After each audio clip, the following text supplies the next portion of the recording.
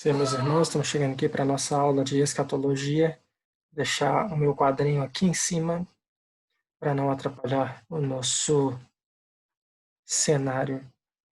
Aqui nós vamos falar da escatologia no ponto de vista milenista. Então eu sou muito grato por você que está assistindo e vai aprender hoje como a mente milenista entende a escatologia.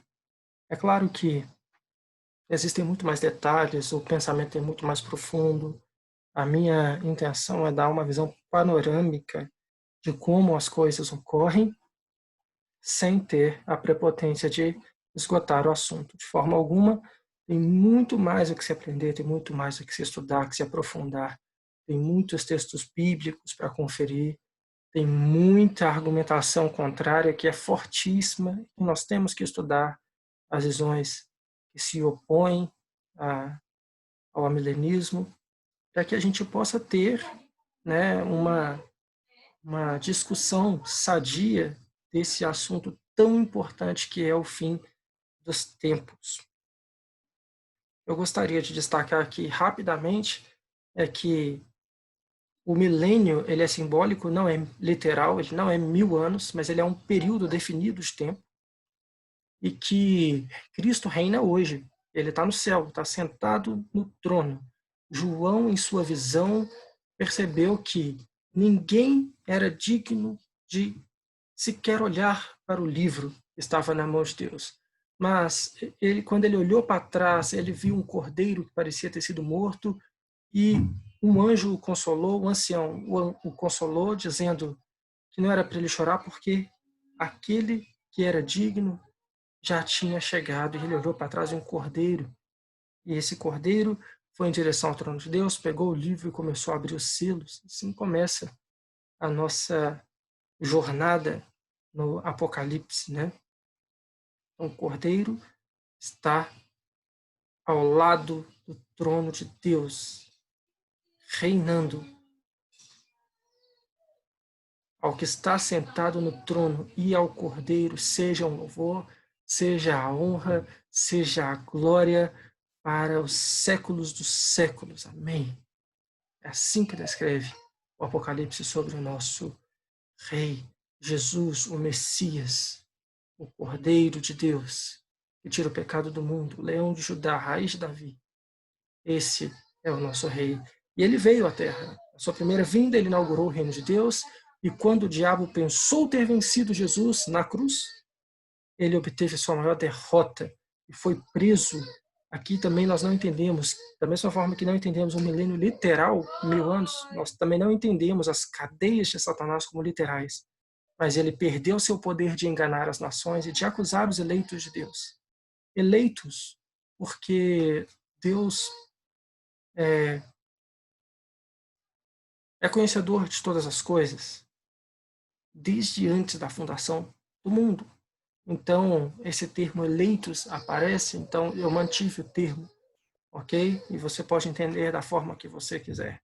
A ideia aqui é que aqueles que foram selados por Deus, pelo Espírito Santo de Deus, o diabo não tem mais o poder de acusar.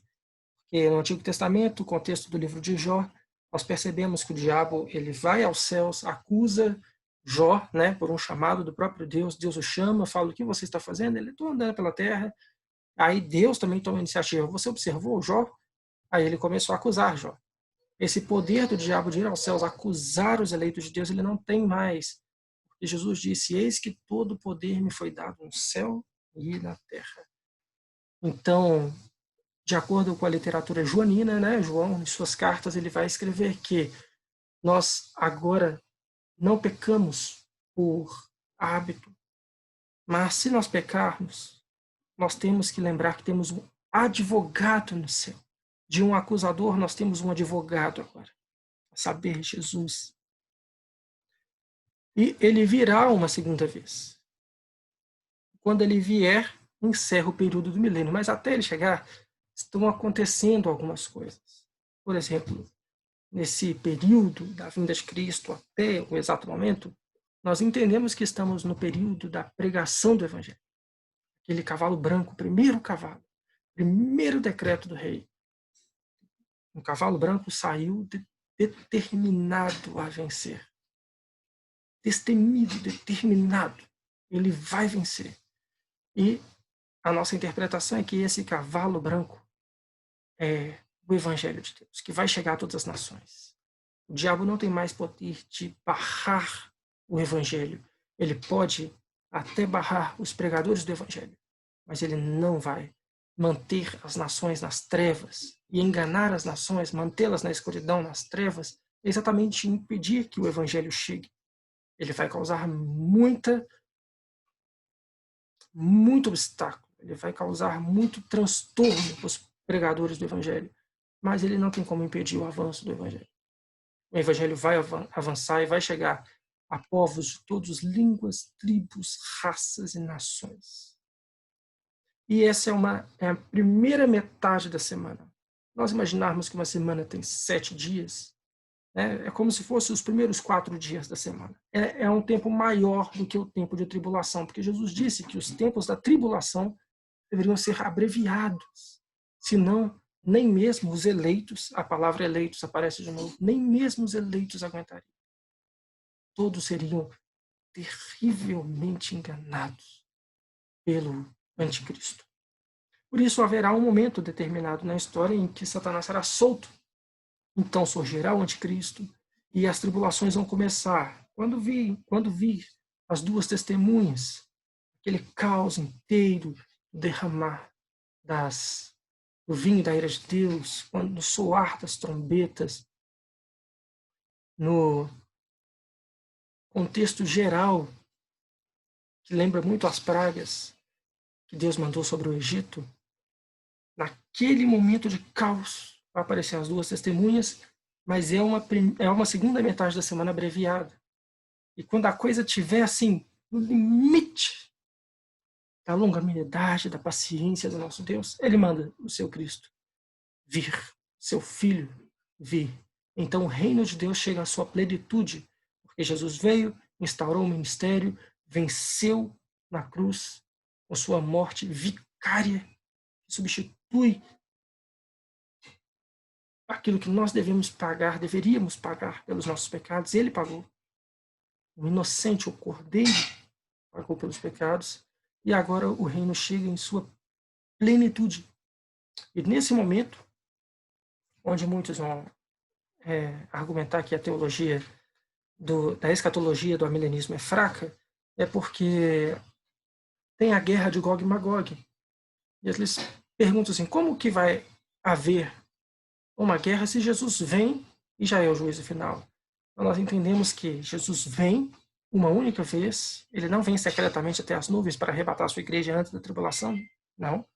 Ele vem após a tribulação, um limite ali, da mesma forma que quando o limite da humanidade chegou para Noé, Deus fez o quê? Arrebatou, livrou seus escolhidos. Então, haverá ali então a ressurreição dos mortos, primeiro, logo em seguida, quem estiver vivo, de acordo com o texto de Paulo aos Tessalonicenses, será um piscar de olhos transformados, arrebatados. Pode entender como transformados, subindo aos céus. Vamos ver todos os corpos glorificados, à semelhança do Cristo ressurreto. Então, nesse momento, Jesus vem com poder e grande glória. Ele vem montado também num cavalo branco, só que portando uma espada, com olhos de fogo, com cabelos brancos. Ele vence a guerra de Gog e Magog. Não dá para imaginar uma guerra, né, da humanidade contra Deus. Tanques de guerras apontadas para o Criador. É meio difícil de imaginar. Mas Deus, através de Cristo, vence a guerra de Gog e Magog e Satanás, então, cai.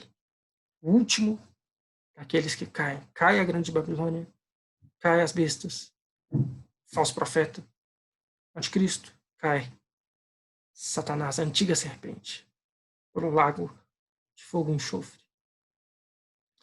E logo após esse momento, o juízo final. o juízo, o julgamento. O autor de Hebreus vai falar que ao homem está destinado a morrer uma única vez, vindo após o julgamento. O autor de Eclesiastes também vai falar que de todas as ações que nós fizemos, nós vamos prestar contas diante do tribunal. E então, mediante a esse justo juízo de Deus, haverá salvação para aquele que crê, condenação para aquele que não crê, e então novos céus e nova terra para os salvos e lago de fogo e enxofre para quem vai participar da morte eterna. É por isso que devemos ter muita atenção à nossa fé, à nossa vida. É preciso viver com fé. Para que Deus te criou? Para que você conheça o seu Criador. Conheça o plano de Deus para o resgate de todos os perdidos. Para me resgatar, para te resgatar. Sim. Se nós não dermos atenção a isso, nós pensarmos que o arrebatamento vai ser antes da tribulação, não vamos passar por nada, então está tudo muito bom, está tudo muito bem. Mas a vida tem se provado o contrário, e muitas tribulações já temos passado. Quanto mais aquelas últimas. Então, Cristo vem após a tribulação. E se nós formos perseverantes, é isso que o texto diz o tempo todo, 7 vezes. Aquele que perseverar até o final será salvo. Aquele que perseverar até o fim, dar-lhe-ei a coroa da vida. Aquele que perseverar até o fim, comerá do maná. É assim que ele fala, nós precisamos perseverar até o fim. Até o fim, ou até o último dia, mas até o último dia da nossa vida, com certeza. Perseverar. Fé perseverante. Nós devemos ter no nosso Criador. E assim, quando chegarmos diante do juízo, nós vamos ser humildes o suficiente para falar que não temos obra alguma que nos faça merecer o galardão eterno. Todas as nossas obras nos condenariam. Mas o sangue daquele que venceu, o único que fez a obra de reconciliação com o Pai, Jesus Cristo, nele sim. Nele somos justificados. Amém. Os irmãos, gostaria que os irmãos orassem pelo nosso ministério. É desafiador. Não é todo mundo que se interessa por ouvir a palavra de Deus. E com certeza nós passamos por lutas nesse tempo. Que os irmãos orem por nós, pela nossa família. E compartilhem. Para que mais pessoas possam passar pelas dificuldades dessa vida com esperança. Em nome de Jesus.